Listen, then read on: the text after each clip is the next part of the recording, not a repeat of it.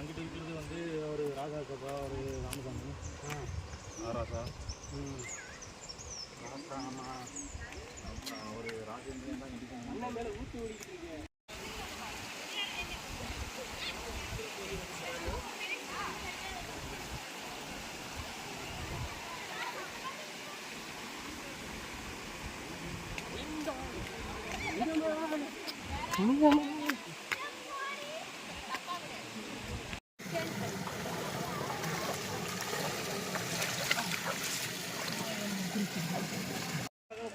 நைட்டில் தங்க போகிறேன் அப்படி கேட்க